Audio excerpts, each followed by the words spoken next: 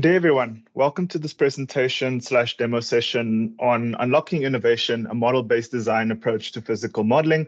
My name is Enzo du Plessis. I am a consultant at Opti-Num Solutions, specializing within the digital engineering team. And I'll be taking you through this presentation where we'll discuss the model-based design process and how it applies to physical systems. And we'll also go through a demo that I've selected towards the end. So before we get into that, just a couple of housekeeping duties. I please ask that you guys please keep your microphones on mute during the webinar. Furthermore, the webinar will be recorded for those that cannot attend or would like to rewatch it later. This webinar will also be available on our YouTube page called Opti-Num Solutions, as well as on our website. And then if you have any questions or comments, I please ask that you place them in the chat. They'll be addressed towards the end and just before we get into the demo.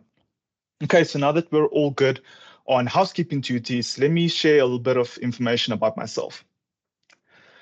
So as mentioned in the title slide, my name is Enzo du Plessis. I am a consultant at Opti-Num Solutions. I joined Opti-Num as a graduate engineer as part of the 2023 graduate program. So this was last year. And my educational background is in mechanical engineering from the University of the Witwatersrand. And I'm passionate and curious about many things model-based design related, leveraging tools such as Simulink, Simscape, and Stateflow, which we'll get into later on when we dive into the content of this webinar. So speaking a little bit about Opti-Num, here's a bit on us as a company. So Opti-Num is a data analytics, modeling, simulation, and AI company, and we partner with our clients to deliver and develop data-driven solutions to complex problems. We are also the sole authorized resellers of MathWorks products within the Southern African region. And some of our clients, as you can view in the top right-hand corner, includes the likes of MTN, CSIR, Hensoldt, and Anglo American, just to name a few. As well as our clients and the work we do spans many industries, including the likes of business analytics, financial engineering, mining and manufacturing, digital engineering, where I specialize, as well as within the research, teaching, and learning space, where we collaborate with universities and their researchers as well. So yeah, now that I've shared a little bit about Opti-Num, let's get into the content and we'll be discussing essentially what this webinar will be about. So this is mainly on model-based design. And I've got a model that I'd like to show you guys. This is of Spot, which is a robotic dog developed by Boston Dynamics, which you can see in the top right-hand corner. And you can also see a rudimentary model of that robot traversing on a platform. So this was developed using MathWorks tools such as Simscape Multibody within the Simulink environment as well. And you can actually see that we've got it traversing on a platform. And we would also like to know essentially how is this model described? How does this Simulink model look like? And you can see that here in the bottom right-hand corner. If I can just turn on my pointer, you can see it over here. So we've got different types of blocks all interfacing and working together to create this simulation over here. We've got something called Stateflow, and which is a tool embedded within the MathWorks tool stack. Stateflow is essentially a state machine. So this monitors and models different states of the robot. What we have got is states where the foot of the robot touches the platform. When the body of the robot moves up or down, it moves into different states. So you can model that within the Simulink environment. We've got some Simscape blocks that we have here, such as the body, the floor that we've created, and so on, using Simscape Multibody. And then we've got some Simulink blocks as well, which includes the likes of like some subsystems, a few go-to tags, and so on. So this is essentially what this webinar will be about, as well as the demo later on. And the products that we've used to develop this model include the likes of Simulink, Simscape, and Stateflow. Simulink essentially is a graphical is a graphical tool where you can drag and drop blocks that resemble specific properties of your of what you'd like to create within your model. It also allows you to test these models, especially where you build a virtual environment, and you can then run simulation and testing within it. Simscape is something that's built on top of Simulink, where you can model physical systems that you can include. Simscape is quite vast, so it includes blocks of various industries, such as electrical, mechanical, fluids, driveline, and so on.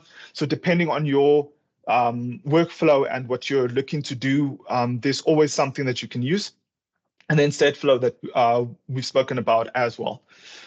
So yeah, this is a very multi-domain tool stack, which is quite powerful. Before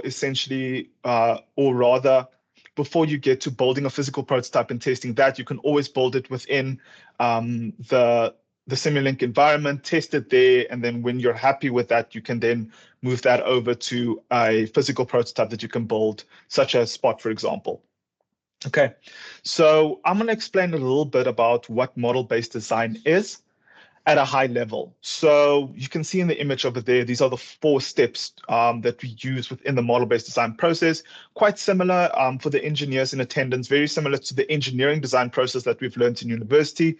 So what model-based design is, it's an approach used by engineers and designers to develop and test complex systems by building models of real-world systems and performing simulation and testing on them without having to develop a physical prototype during the development phase. So as you can see within the first point, it's a mathematical and visual way of addressing problems in designing various complex systems. Very useful because you will save a lot of time and effort in detecting where your design errors are quite early on in your development phase, which means that you save a lot of money before actually building a physical model and then having to test that.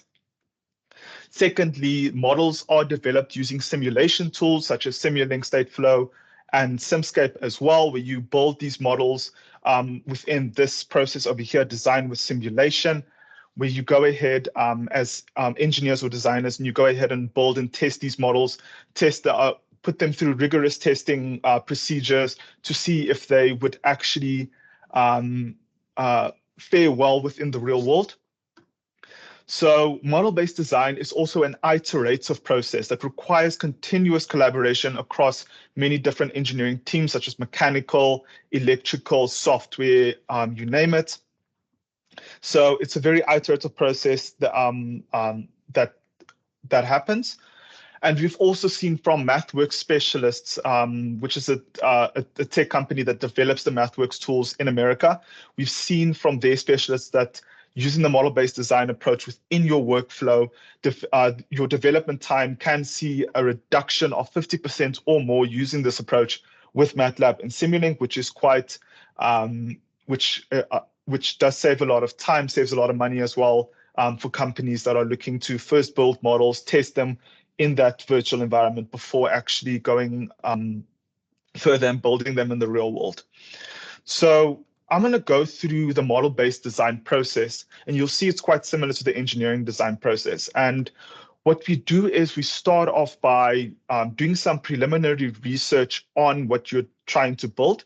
So say, for example, if you're looking to build this Spot, the robotic dog that I've showed you in the initial slide, you start off by doing some preliminary research on what you would need for in order to replicate that model. You would then start off, you would then move into listing your requirements that you've got, such as what your leg length should be, how much or what the mass should be of the robot. So that would be falling under the requirements and constraints section. After that, you then go into your design process, your design with simulation, where you get your hands dirty and you start dragging and dropping blocks from the library browser that I'll show you a bit later within the Simulink environment. And over here, you can then quickly build test models and then you can simulate them using scopes, and you can see what the dynamical response of these models would be that you're building. Once you've done that, once you're happy with your design with simulation, you can then, say, for example, if you've got controllers perhaps with it, that you've got within your model that control certain outputs, what you can then do is you can then implement the control logic onto a hardware board, such as an Arduino or Raspberry Pi, where you can develop C and C++ code using code generation techniques. Very, very useful, because then you don't have to manually write C code for your controller. Using code generation techniques, which is embedded within the Simulink environment, you can then develop, or you can develop C and C++ code that you can then deploy onto hardware. There's also the option for VHDL and Verilog code that you can then deploy to FPGA boards, so on. They've got structured text for PLC implementation as well. And what I want to mention is doing these stages from the requirements, constraints, design with simulation, implementation and testing, and verification. There's a lot of traceability as well, because you can then link your requirements essentially to different parts of your model, and you can then run or build test harnesses. Then using the Simulink test manager, then build tests for those specific blocks, just to make sure that the outputs are consistent with what you're looking for. There's a lot of traceability that can be accounted for. So now I'm going to talk a little bit more about the robot itself. We're going to go into the requirements and constraints for the robot that we'll be building. What we'll be doing is, firstly, we'll be considering single plane motion. The reason for that is because when the robot traverses on a platform over here, what we're considered is with the velocity, its y velocity as it moves up and down, as well as its horizontal velocity as it moves from left to right. So there's no, you don't need any other planes in describing that. So single plane motion is good enough. It's sufficient to capture the energy requirements and to predict range. Furthermore, the robot limbs can behave like linear springs. So the limbs over here, which represent the legs of the robot. Reason for this is the running gait for this robot is bio-inspired. It's akin to the trotting gait of a horse. So with the video that I've shown you, as the robot traverses, it's very similar to the trotting gait of a horse. We've got some requirements that we will be listing as well, such as the overall robot weight. We want to keep this to more or less 50 kilograms. I'll show later on during the demo how we validate and verify that the robot weight is around about 50 kilograms. So this ensures that 2 people can lift the robot. It's pretty standard. Another thing that we want ideally is the leg length to be 1 meter long. This or approximately, can be a little bit less than that. This ensures that the robot can handle typical terrains as it climbs up and down, whether it's stairs or whether it's small boulders or rocks or something like that. Okay, so after this requirements and constraints process, what you then will be doing is moving into the design with simulation. So this is where you will be working within the Simulink environment, as I've explained previously, and you'll be dragging and dropping blocks which already have, which already describe the mathematical dynamic modeling of what you're looking for. This allows you to there's fast design exploration using Simulink, which is quite good. So you can test specific parts of your model before actually putting them all together, just to make sure that they all align. There's opportunity for design optimization and refinement, which is quite important. A benefit of this is something I stress quite often with clients, is that you can, using a model-based design approach, you are able to discover flaws in design before the implementation stage, which saves you a lot of time and money. There's a higher quality of work in decreased amount of time by following the approach of first building it within a virtual environment and then replicating that in the real world. And then models can also be that are built can be deployed onto hardware boards as well. Okay.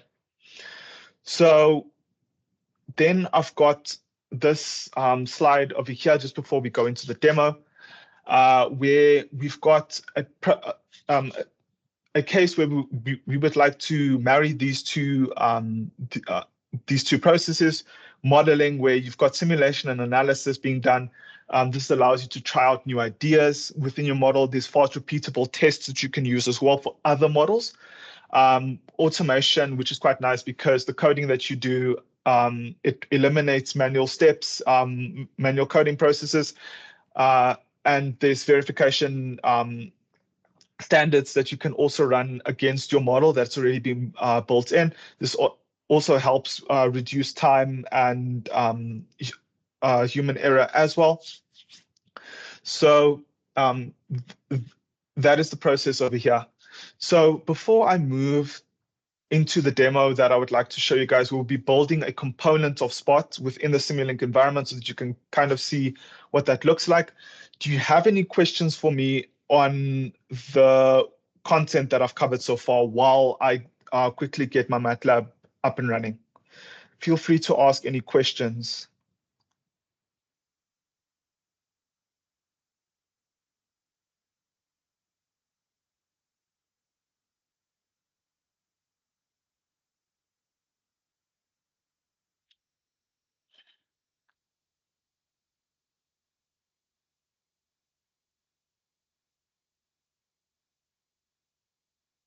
Okay, I see no questions. Can I get a thumbs up just from just to confirm that everyone is hearing me? No questions from anyone? Okay, cool. No problem. So what we'll now be doing is we've got this Simulink model over here. So within Simulink, just by quickly a thumbs up, can you guys indicate who has used Simulink or Simscape before, using any for physical modeling, just by thumbs up? Okay, awesome. So yeah, this is the Simulink environment, Simulink canvas, and you've got these tabs over here. So this, if I move back, okay, so this over here represents the Simulink model, where you've got a state flow block. You've got some Simulink Simscape blocks over here. And what we'll now be doing is we'll be building a leg of, or the lower leg of Spot using Simscape Multibody. But I'm going to run the simulation. I'm going to show you how this looks like.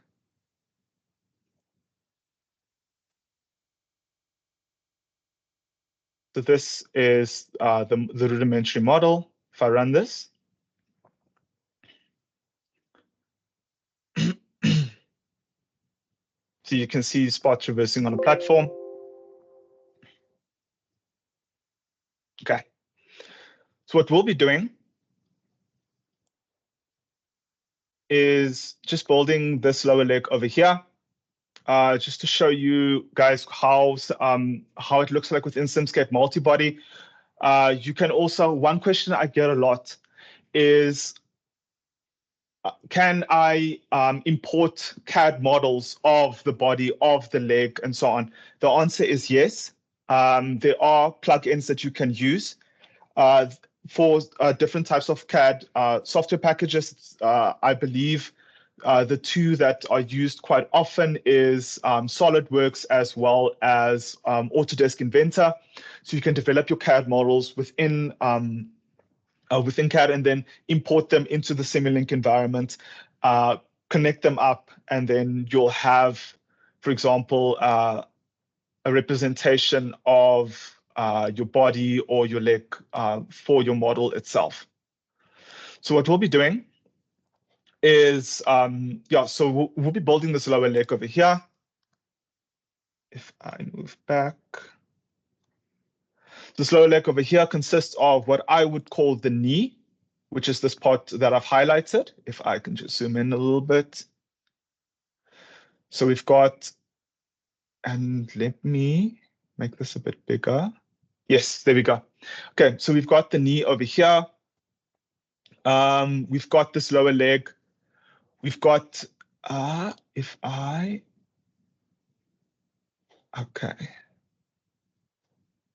And then what we also have is what I call the ankle, this bottom part, and the foot. So there's 4 parts that will be building. And I'll show you what that looks like. So let me quickly do that. And I'm gonna get the Simulink model up. So looking at just to give you guys a bit of an explanation on what that leg looks like, what you can do is these are masked systems over here. So if you want to go into it, you can just click the down arrow over there, which allows you to look underneath the mask. Just press space.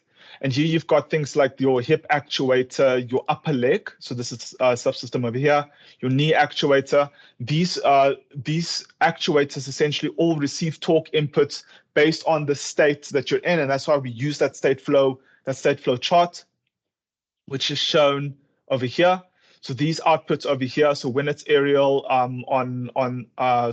for the specific parts of the leg, so for example, front right or front left, if those are aerial, we then send a command in which then gets captured over here by these go-to tags. That then gets being inputted into your leg, and then you've got those inputs going into your knee actuator and hip actuator, which gives a twisting force. So when the robot reverses, you'll see the knee move up or the robot moving up and down. But what we'll be doing is we'll be building the lower leg, and this is what it looks like. So you've got your foot, ankle, lower leg, as well as your knee. So what I can do, I'm gonna create a new, so under simulation, I create a new blank model.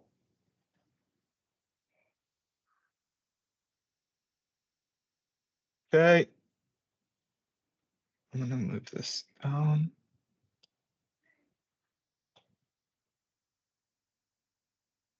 Okay, so I've got the blank model over there. And now what we can then do is, within the library browser, this is something that I spoke about during the demo.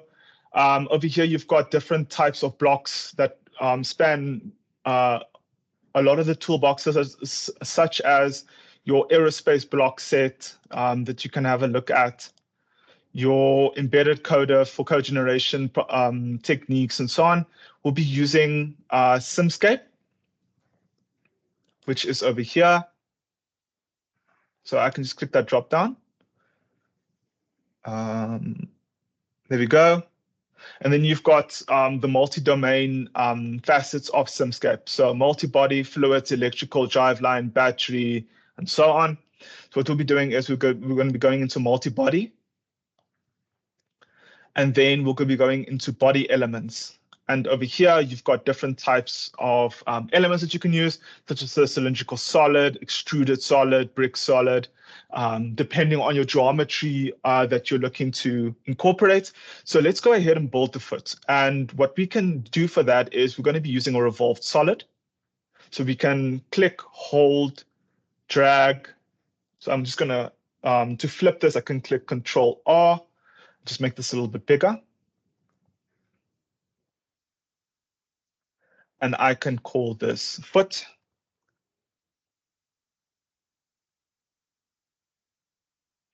And then what I do is you'll see over here, you've got this port over here.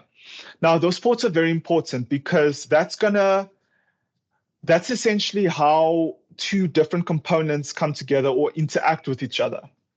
Okay, so we can double click on this, and here we've got a default geometry of the extruded solid. So we can go ahead and add in our own geometry. Now, because this is an extruded solid, what you can do is you can then describe over here the cross section, and then you can choose to revolve it. So you can see here the extent of the revolution is full, but let me quickly show you what it looks like at only 1 degree. So what we can do is to update the visualization, you click on apply, and then you can either hit F5 or click this button over here. And you can see that this is the cross section for it. And what we then do is we then revolve it. So let me quickly show you what it looks like for 45 degrees, for example. And maybe let's say 180. Okay. So with the revolve solid, just specify your cross section and then just choose to either do a full revolution or specific parts according to a revolution angle. But what we'll be doing is a full revolution. And I'm going to quickly get the geometry for the foot. So I'm going to say Control C, Control V. And this is just going to describe using sine and cosine specific points that we need to define that cross section. So I can hit apply and F5.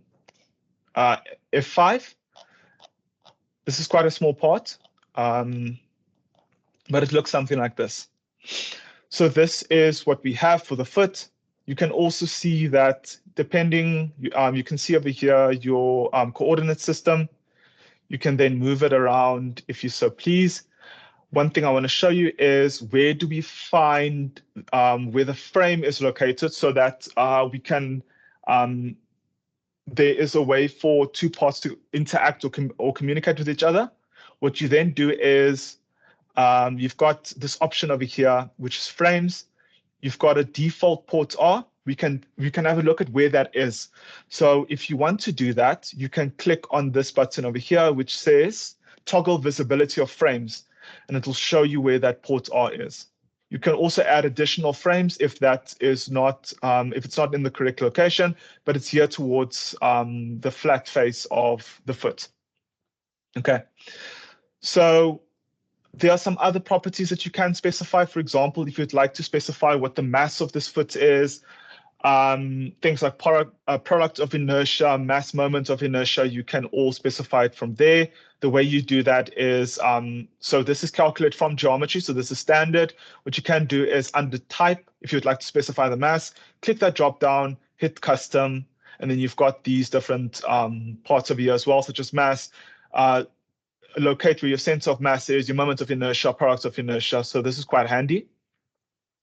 But what we'll be doing is for the foot, we'll just be considering calculate from geometry, apply, and hit F5. So this is fine. What you can also do is for graphical purposes, you can specify what color you would like this foot. So you can hit, for type, just select from geometry, visual properties. There's a, if I can just make this a little bit bigger. So you've got visual properties over here. You can hit that plus button and you've got color over here. So you can either specify, just hit that color. You've got a color bar over here that you can select different colors. I'll show you what that looks like for the lower leg. Or what you can do is you can hit the RGB if you know the specific red, specific green, specific blue to create a blend of colors. You can then specify that over here as well. It's just for visualization purposes, really. Okay, so now that we're good on the foot, let's go ahead and create the ankle. For that, we can use a cylindrical solid. So you can click, hold, and drag. You can make this a little bit bigger. You can call this ankle. What we would now like to do, okay, we can also just let those two align. We can hit or double click on it. This is the default geometry for it. So I can go ahead and specify specific geometries. Because I want it to be the same size as the foot, there is a specific factor that I use that as a variable. We can hit that as well. Now that we can do is we can hit apply. Let me just close this. We can hit apply and then F5. It's quite small. You've got that. So you can also set things like inertia if you'd like, graphic and frames. Now for this one, for the frames, we would like one face to be connected to the foot. And then, so for example, this face over here, and then this other face here at the bottom, we would then like to connect that to the lower leg. So your ankle serves as a way to connect your foot to your lower leg essentially via the ankle. Okay, so we can go ahead and look at where that port R is located. Do we need to add new frames? We most definitely do. So you can click toggle visibility of the frames. You can see that it's located here in the sensor. It's not really going to help us. So what we can do is we can create. So typically, so we can go ahead and create new frames. How we do that is we click this plus button over here, and this will give you some options. You can give a name for your frames. So you can say front, and then you can either, for the frame origin, you can either indicate that at the reference frame origin, at the center of mass, or based on a geometric feature. We'll be using this option because then we can select a face. So we can select that face over there, use that selected feature, so we can save it. And then we can go ahead and add a frame to the back. We will be connecting the lower leg, so we can hit that plus button over there. Call this back. Also based on geometric feature, indicate the back portion, use selected feature, save it. And now we've got we've essentially now got 3 ports with 2 specific frames. So we've got one for front, where we'll be connecting the foot, and we've got one here at the back, where we'll be connecting the lower leg. Okay, hope that's clear. We don't actually need this port R. It's not going to be connected to anything. So we can just deselect that, hit apply, and F5. Hit OK. And now you'll see that you've got a back and a front. So we can go ahead and flip that. Another thing that you would also need to do is to make sure that when you're connecting 2 different components, make sure that they're within the same plane. So the way that we can check for that is just by opening both of them. Okay. So here, over here, we've got the foot, which is what we would like to connect.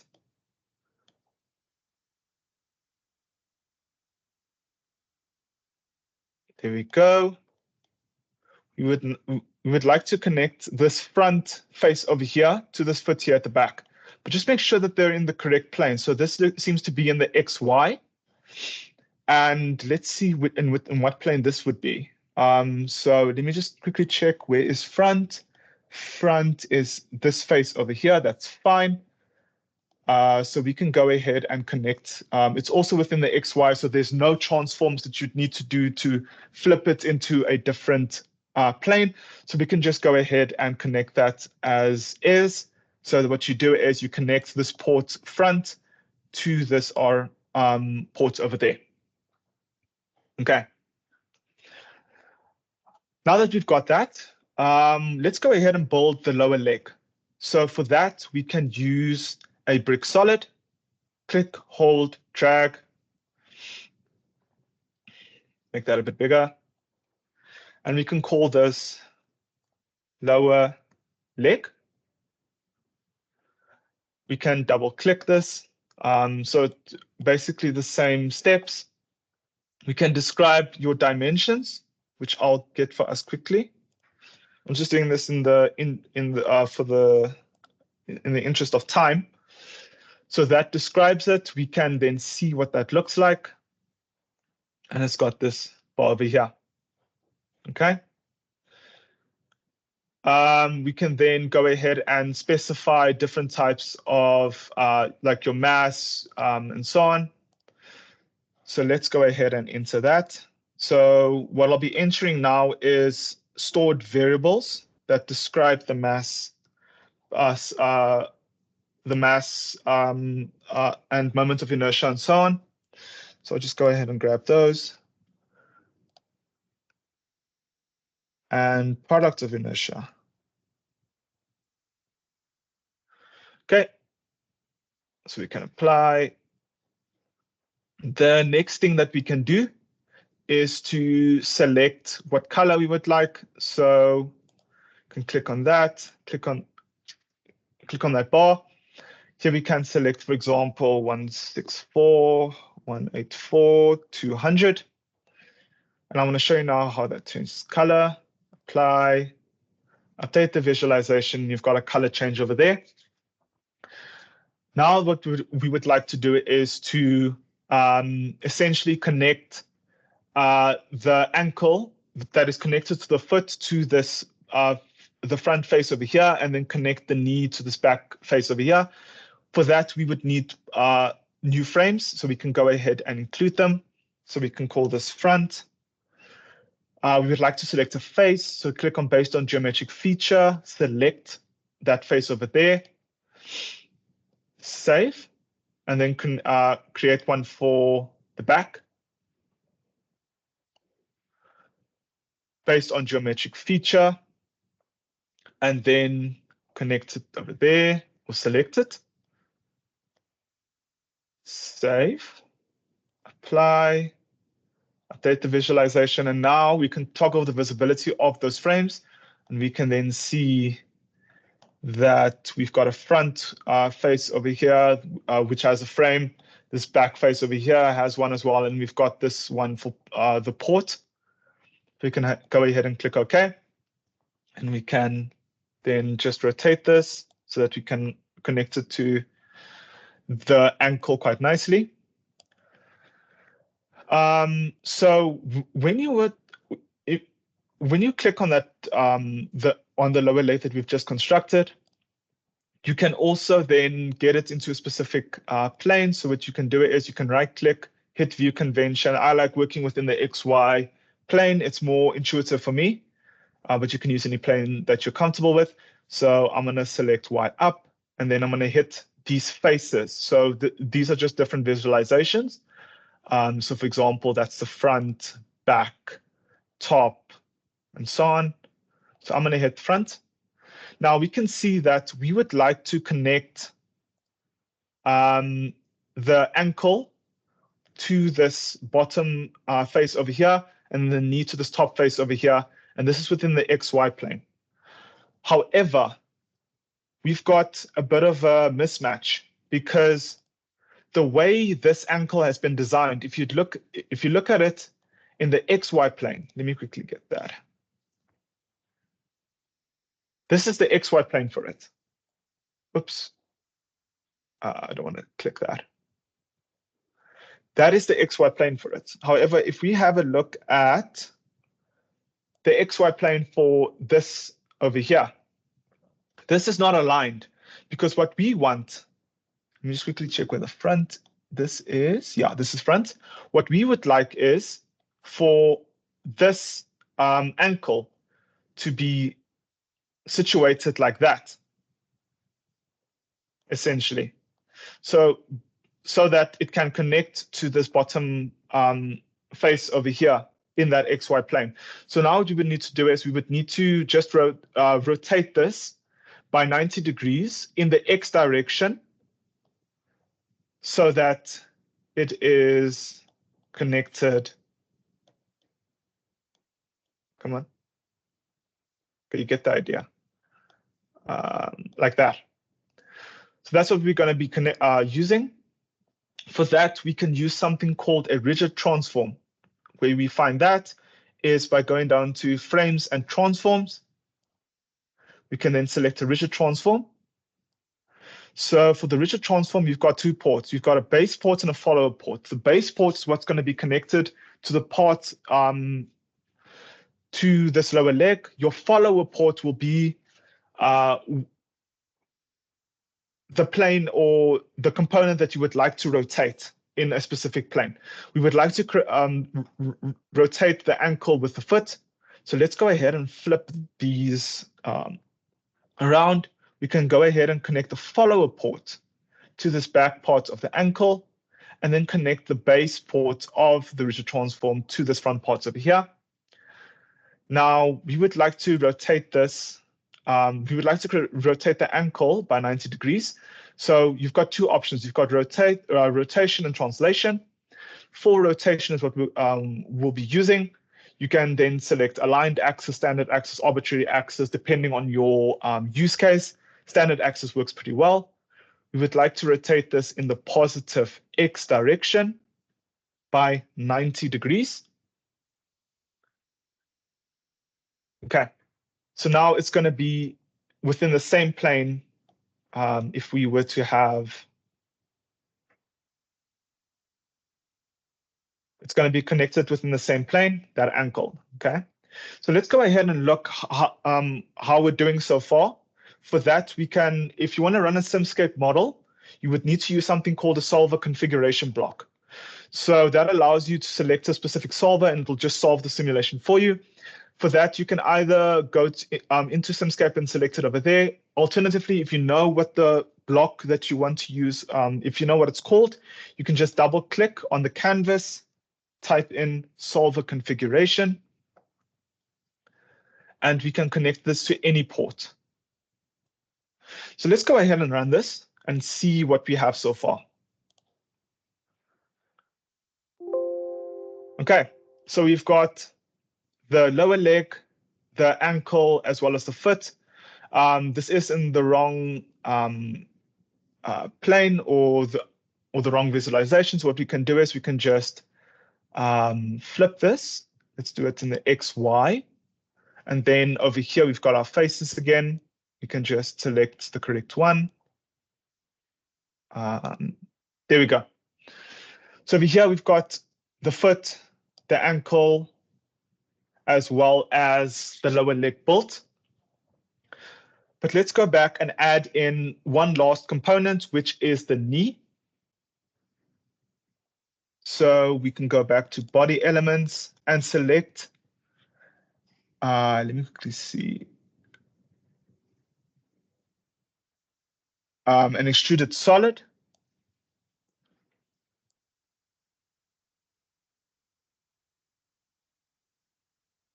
Let's click on that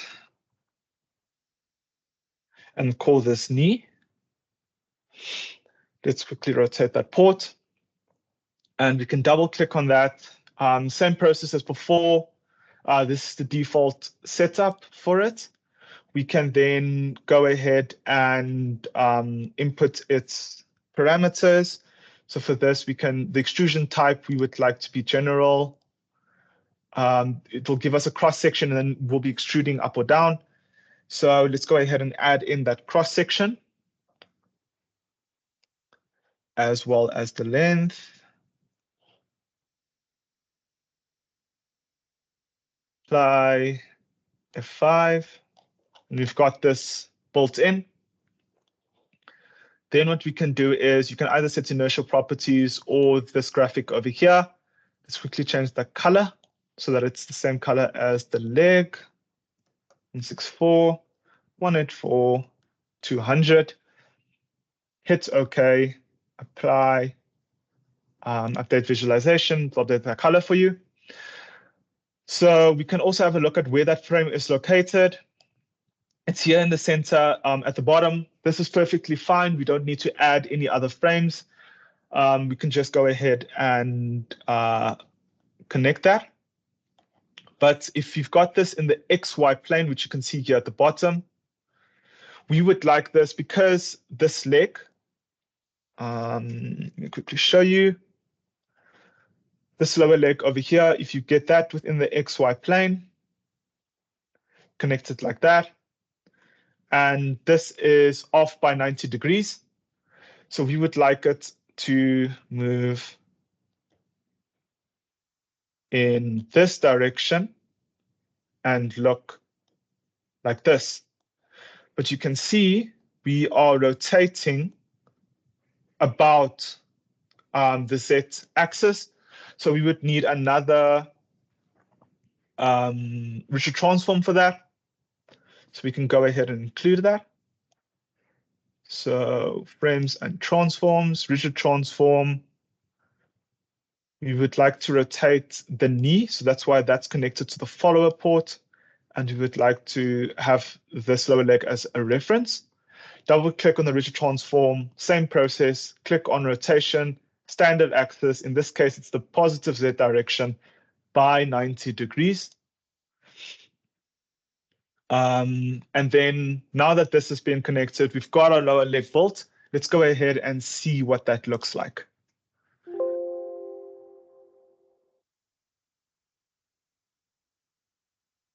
And there we go. We've got our lower leg built. Akin to the one that I've showed you in the beginning. You can also go ahead and add a pin here through that over there. You can also use the rigid transform for that, but you just be translating from whatever reference port to this hole over here. But yeah, we've got this lower leg built. So this was just a demo just to kind of show you guys how you would go ahead about building a lower leg of a more complex model within Simscape Multibody. So I'm going to go back to my slides. And I'm going to ask if that's the end of the demo. Are there any questions for me?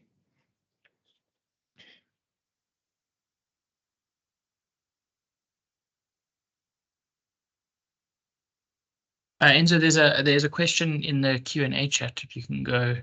Okay. Okay. I'm going to quickly take a sip of water.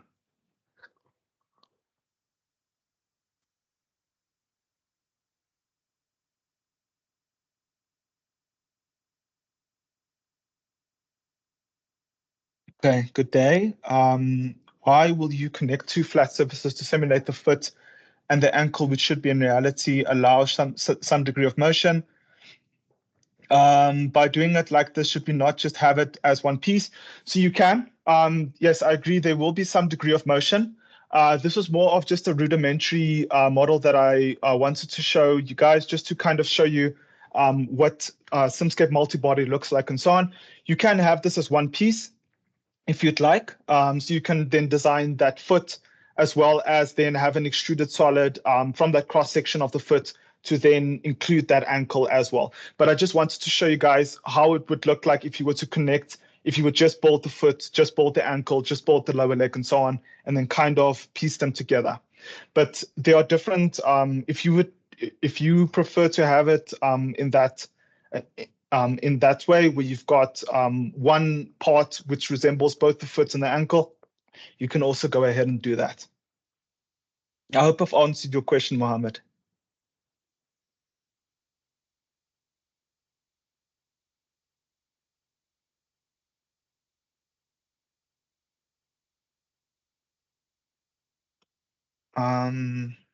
Okay, are there any other questions? Anything on the content that I've covered or the demo that I've just showed you? I really do encourage you guys to make use of the next 8 minutes just to ask me any types of questions that you have, maybe related to your own workflow, or if you're looking to incorporate multi-domain modeling or physical systems, anything that you'd like to ask, you can go ahead and ask.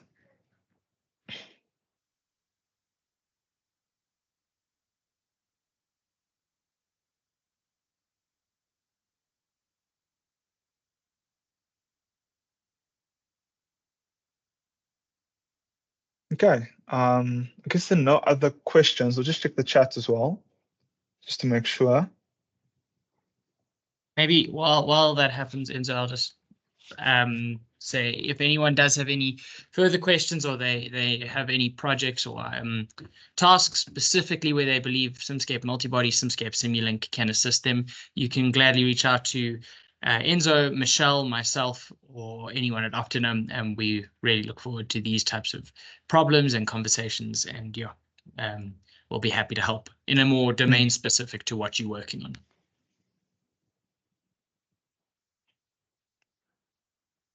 Okay, thanks for that, Dean. So this is just for me to say thank you. Thank you, guys, for your time.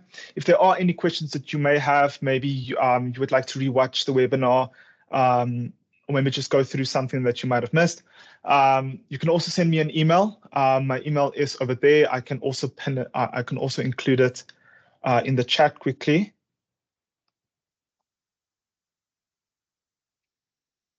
For it, if you have any other questions later on, I'll be happy to help. I think if there are no other questions, I'll just wait for another 3 or 4, or maybe like 3 minutes. If there are no other questions, thank you so much for your time. It was really, it's really a blessing for me to deliver this to you guys. This is something that me, as well as within the digital engineering team at Opti-Num, work extensively on. So if there are any questions that you guys have related to anything that I've covered, or you would like to see a webinar on something else, perhaps, please do reach out to us, to Michelle or to Dean or to myself, and we'll gladly attend to that.